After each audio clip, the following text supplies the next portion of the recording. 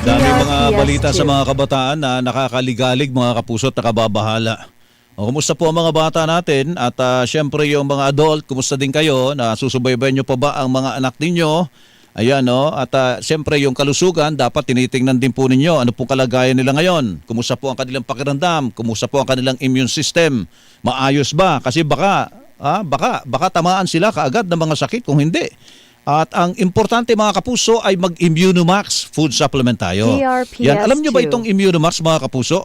Ito po ay gawa sa CM Glucan. Nagmula pa ito sa Switzerland. Available in capsule for adults at meron ding syrup for kids. Ito po yung capsule for adults. Nakasilid dito sa dalawang malilit na mga paketing, itong puti at saka kulay asul. Yan, yung asul niyan, yan naman yung capsule for adults, Immunomax food supplement Forte variant. Yan. Ito yung para sa mga bata. Yan. Mga matatangkad na mga paketeng kulay orange at saka kulay asul.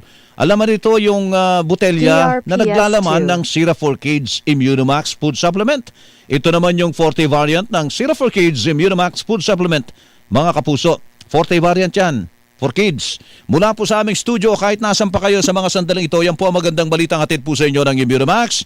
Mahalagang paalala, ang Immunomax at Immunomax Forte hindi po gamot at hindi dapat gamitin panggamot sa anumang uri ng sakit.